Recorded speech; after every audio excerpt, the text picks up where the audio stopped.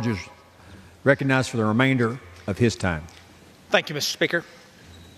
Mr. Speaker, first things first, I mentioned earlier I don't think any of these bills are perfect bills. I just think they're the best we were able to work out together. I do want to mention that in the Rules Committee report, in the summary of Mr. Nolan's amendment, we did describe that amendment incorrectly. We've now corrected that for the record. That's been submitted, but I just want to highlight that for the purposes of transparency.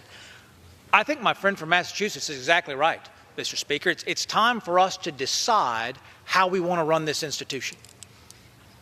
And my friend from Massachusetts is exactly right. I don't question his numbers. He's very good at what he does. When he says this is the most closed Congress in American history, I'm sure he has some set of numbers that backs up that attestation.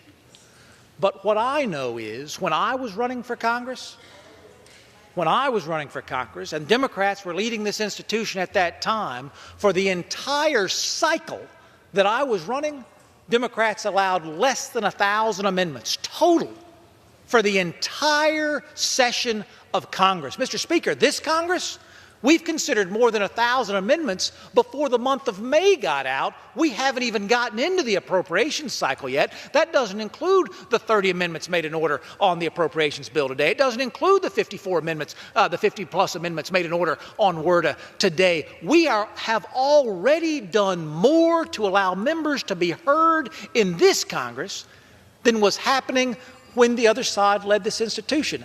I don't think that should be the measure of success, Mr. Speaker. I don't think that should be the measure of success. My friend from Massachusetts was right when he said we're going to get bigger votes and better votes when we bring better bills and better process to the House floor. Let me tell you what I brought today, Mr. Speaker. Tell you what I brought today. I brought a bill that passed this House unanimously before it went to the Senate to be passed unanimously after a few amendments, and I've brought it back here so that we can again pass it unanimously, a bill to protect communities, to empower law enforcement to fight gang violence on the front lines. I want to send that bill to the President, Mr. Speaker, and if we pass this rule today, we will be able to send that unanimously agreed upon legislation to the President. That's in this rule. Also in this rule, the Water Resources Development Act, which passed the Transportation Committee unanimously. Unanimously. Republicans, Democrats, Conservatives, Liberals, everyone working together to bring a bill out of committee. We brought it out of committee unanimously. Rules Committee still made another 50 amendments in order in case folks want to improve upon it, 50 plus. But we made those amendments in order to a bill that had already been agreed upon unanimously.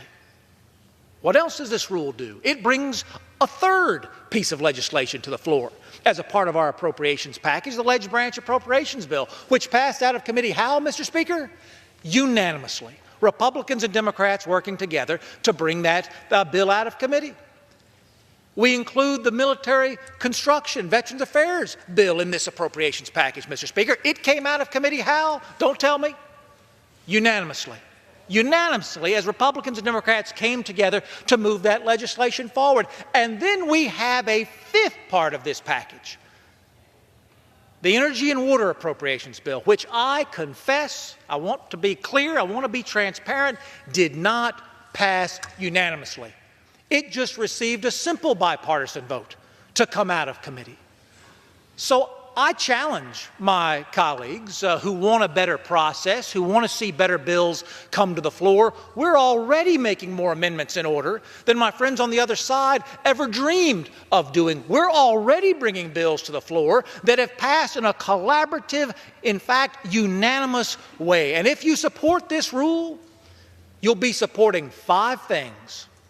4 of them that passed unanimously and 1 that passed with a bipartisan vote. Is that going to get everybody what they want here today? I doubt it. It's a tall order. But is it worth supporting, Mr. Speaker? Is it worth saying it's a step in the right direction? Is it worth celebrating because you know it could have gone a different way, but we committed ourselves to the excellence that we have here? It is. I'll finish where I began, Mr. Speaker. I'm proud to be down here carrying this rule today. I'm the luckiest guy in the world to be able to come down here and talk about, because folks don't get to hear it, they don't get to read about it, they don't get that around the water cooler back home, Mr. Speaker, that we are working together. That we're working together not on the easy problems, but on the hard problems. That we're doing things here together that we have not done before, but we're doing them now because we have serious men and women on both sides of the aisle who want to make it happen. Support this rule. Support this rule. Let's show the American people the work product that has gone into this legislation, the rule and those 5 underlying provisions. I urge my colleagues, vote yes.